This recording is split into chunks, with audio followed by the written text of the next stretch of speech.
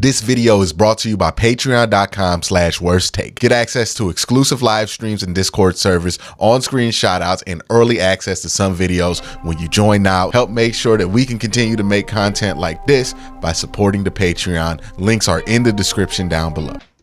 All right, man, we got Tyvis Powell in the building today. Always a joy to have Tyvis on the show. We ain't gonna waste no time with it, man. I hope everything's going good with you, man. Everything is great, man. Football is right around the corner. I start my Big Ten stuff next Saturday, the 31st. So once that kickoff, Browns start after that, and we in it. We in the thick of things.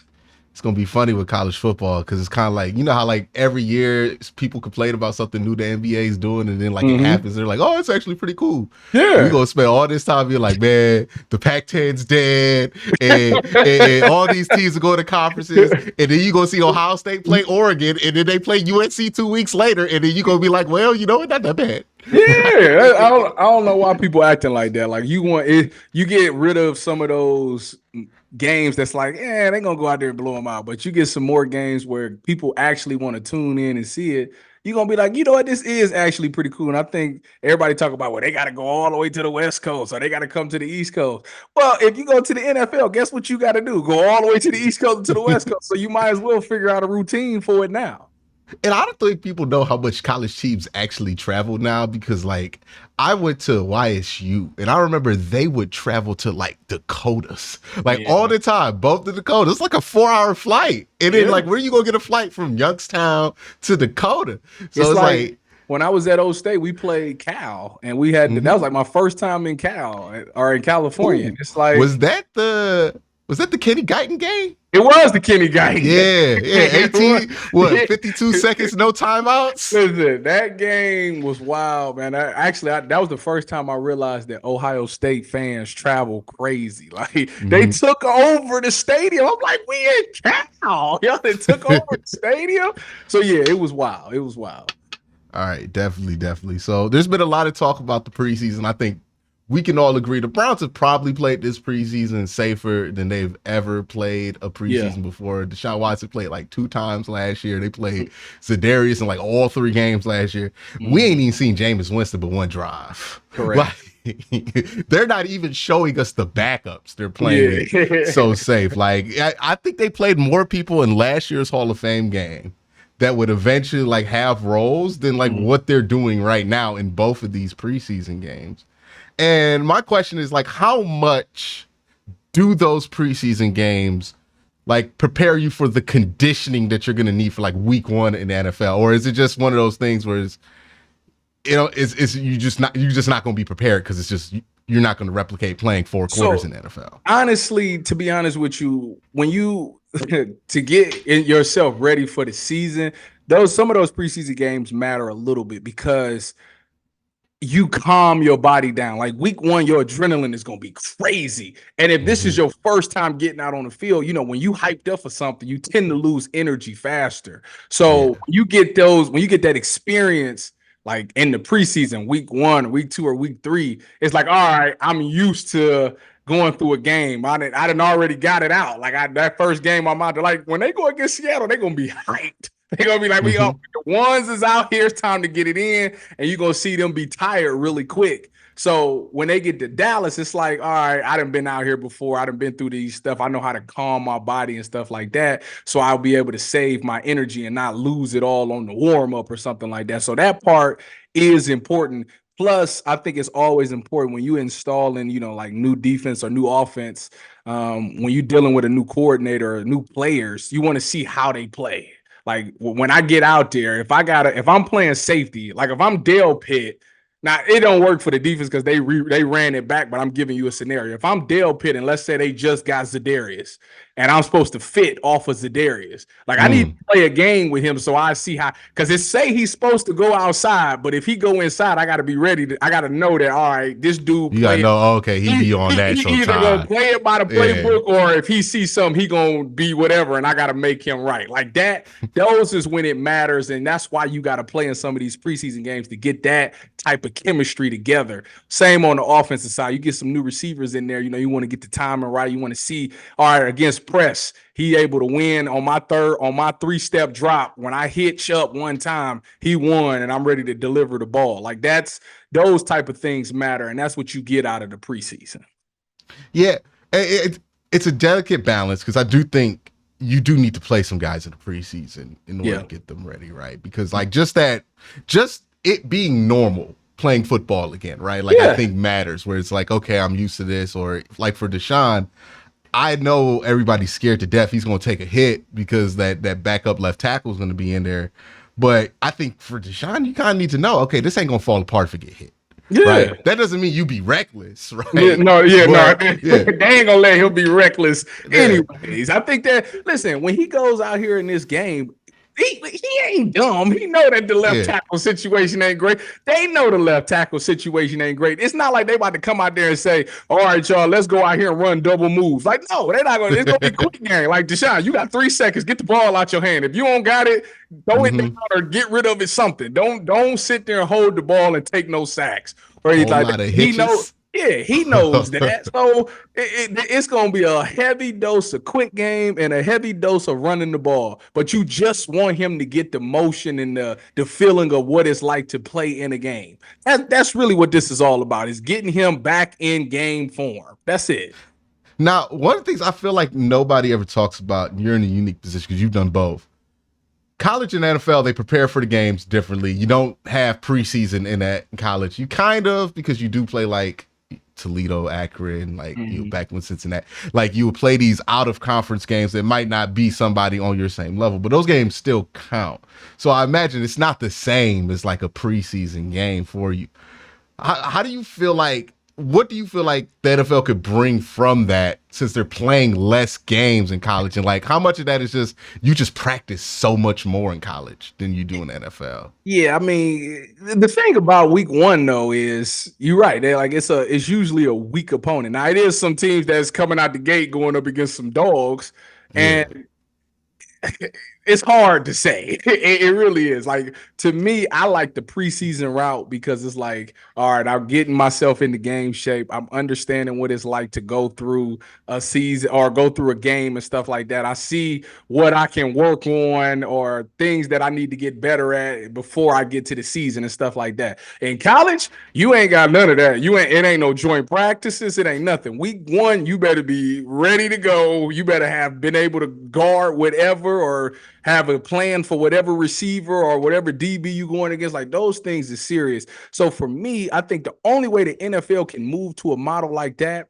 is if they do more joint practices. Like that would speed it up, because you will see the things that you need to see in practice. And when you get to the game, unless you're one of those guys that's trying to make a roster, that's when that preseason game is important. Any of those other games, it don't really matter, because they already seen you a starter. You know you on the team. You just want to get your work in, and you're going to get that in practice against the good.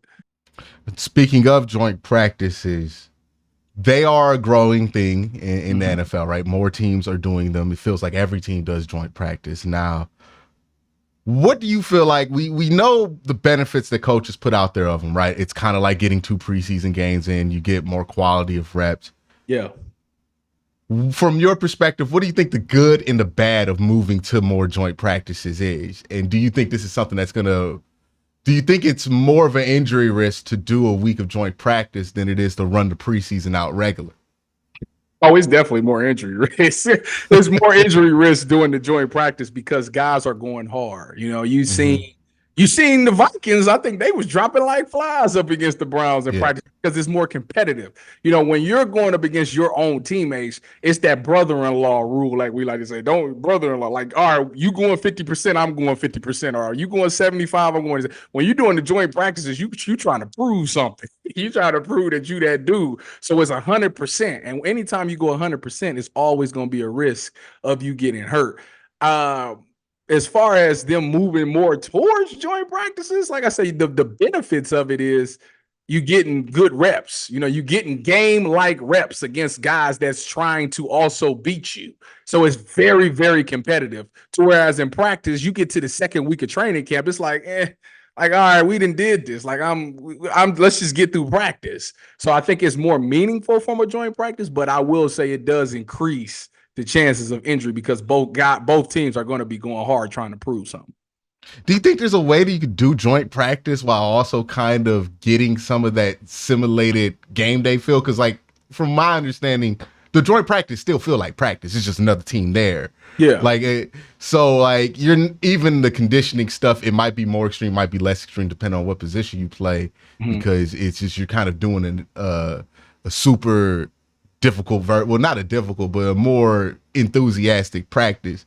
Do you think there is room there for maybe you do a joint practice, maybe like some of that joint practice is a scrimmage? Like, how do you think the best way to structure that would be, just from your perspective of it, to try to get everything in there? Because it feels like we're missing some things from doing the preseason games, but we're also getting some things that we weren't from these joint practices.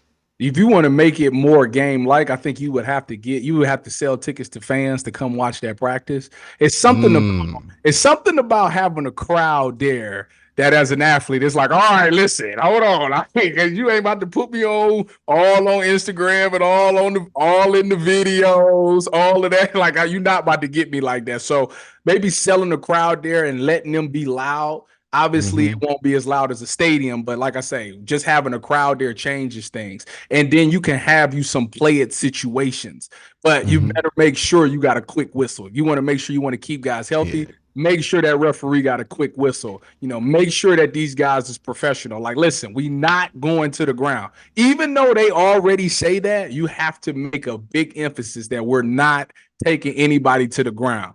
And once you do that, I think, you can that'd be close to a game because you're getting more reps, you're getting more guys out there. And like I say, having that crowd out there will give you game day vibes. I tell you what, anytime we had that first day of joint practice, it felt like a game to me when I was out there. When I was in San Francisco and we went up against the Texans, when Deshaun was there, by the way, look at that. I felt like this is game day for me. Like, when I'm out there, like, I got to make sure I get this work. So they're going to have that game day feeling. But I do think if you put a crowd out there, that would make it 10 times better. And that's one of the things that I feel like is also getting lost with how we do this and how secretive coaches love to be about training camp. Sometimes I feel like a little bit unnecessarily, but they love to like lock down you go to Baltimore, you can't even like take a picture of the practice or like get a video out. Because they don't want their plays out there. And it's like, dude, after like the first 3 weeks, like it's all out there. Like, it is what it is. The Browns, the Ravens, and the Steelers all have had the same coach for 4 years. They know. They know, dog. Like, that's the thing I don't get. Everybody know, dog. We got like what between all of these teams, like what, a whole season of tape. It's supposed to be new this year. It's supposed to be a new offensive attack this year. And they don't want people to be aware. They want people to think it's gonna be 12. It's gonna take them like 3 weeks to decipher. They just running this out of this formation. After the first game, it's like, all right, we know what you're doing now. Oh, they run that out a bunch now. Okay, that's the difference. They're gonna be like, okay, Ken Dorsey took this over there. He's got this on tape against Buffalo somewhere, so they're gonna go back and look like it is gonna be there. It always cracks me up, like how secretive, like especially the AFC North is. Like, nothing changes in this division anymore. Like, now that the Browns, and it's like the one team that was changing was the Browns. Like, when you had to hide from the Browns, like your secrets to make sure you beat them. It was like nothing changes in this division. We know what the Bengals are going to run, dog. We know what. There's no surprising them. You're not about this. You might like get like a play out, but that's stuff you hide anyways. Like. Yeah. But like hiding the basic stuff, I don't get it. But I do think one thing we miss is that the fans are like pretty much in the dark right now about what this team looks like, because a lot of what people feel about the team is based off of like a beat reporter's analysis of it, and that might not be the best analysis that you could get. I agree. And it's a third-hand analysis, and it's like it does something to the preseason. I think the NFL needs to address, because August used to be a really hot time for football talking. Now it's like people are kind of checking out during this instead of getting excited. I don't think it has to be that way. And you mentioned like having people at those joint practices. I think that would help. Because you can see it for yourself. Like, I don't have to listen to a beat reporter. I got tickets. I was there. I seen what happened. So like that, I got to see the plays that they actually want to run. Like I see it. I see it how this could work instead of me sitting there like, oh, well, he's a better athlete. This is 2 third string guys going up against each other. That third string athlete is a little bit better than that third string guy, so that's why he won. Like that baby, what's that gonna do for me with the ones? I need to see the ones. And it's like sometimes you can get a bad reputation because somebody don't know what they really looking at, right? I And agree they're with like, that oh too. yeah, he got cooked on this play. And it's like, that's not really what happened. If you had some people who knew to look at it, they tell you that's not what happened. That's but fact. now everybody like, well, Tyvis got cooked. And you can't check it. So now Tyvis the dude who got cooked, everybody talking about you like you terrible. Like, now I gotta go on Twitter and defend myself. Now you look salty. Now it look true. Right? now you another dude out here like, oh, the media. Like, that's true. It just puts people in a bad spot. I'm like, there's no benefit to locking this down as much as y'all do. Let people watch it. I promise you, it would be better. You would answer less stupid questions at press conferences if you just let more people there too. That, and on top of that, you know, that people have their own opinions, and on top of that, you'll make money. If you pay, making people pay, they pay to come see a joint practice. I'd pay to come see that. Yeah. Joint practice, get some concessions. It's gonna be like 2 hours, 3 hours. So yeah, like 2 hours. And it's one of them things too. You don't think about football games hard to sell concessions at because you got to watch so much of the football game. But you might just see a driller like, you know what? I'm going to check out the bar that they got here in the truck. Go old school. Had a dude walking around with the drinks. Yeah, they just need to open that up a little bit more. I think that would be a good thing for everybody involved if they went ahead and did that. All right, so another hot topic during this training camp period, because the Browns have had a lot of injuries last year in camp. They're having a lot of injuries. First thing is like, this is just from me watching stuff like spring football. And I know like when you get these dudes who don't really play a ton and they're starting to play a lot of football again, you just see more injuries pop up. Just because it's like your body's just not used to it. Like this is somebody who's had 100 snaps in the last 4 years, and then you get to the preseason, they play 100 snaps in 2 games. Yeah. And especially when you're not playing 39 guys like the Browns are, those guys are going to be played way more. Yeah. When you see injury issues pop up with the team, how much of it, like, how do you know what to distinguish? What is on the strength staff? What is on the training and the medical staff, and what is just football happening? So a lot of the times, if it's like ACL or something like that, that's just football happening, okay? Mm-hmm. Achilles, things like that, that's just football happening. If it's soft tissue, like hamstrings, quads, something like that, that's when it's like, all right, strength staff, what are you doing? Because you should be, this is the things that we paying you for to work out. We want yoga classes. We want foam rollers. We want y'all to work these things out, resistant band, stuff like that. That's the things that you kind of look at especially if you get a bunch of soft tissue issues. That's where you look at the strength staff. But outside of those things, if it's like a AC joint or like a shoulder or something like that, that's kind of on the athlete because he ain't lifting and doing the things that he's supposed to be doing in the off season. Because those are things that can be prevented if you are lifting weights. So that's kind of how I dissect who the responsibility goes on. So if you were in the Browns building and you're looking around at this stuff going on, mm-hmm. Are you looking at the training staff a little sideways, or are you just like, "Who bad luck"? like what do you see going on here? I mean, like I say, the hamstring stuff. I look at them. I look at the strength staff because it's like y'all should be hot. Y'all should make sure these players is hydrated. Y'all should make sure these guys is getting stretched out. And because it's not like y'all get to training camp and y'all don't lift no more. That's not the case. Like you still got lifting in training camp. So what are you doing in those sessions? Are you not monitoring him? Are you not making sure that this guy is stretching out and doing the things that he's supposed to be doing?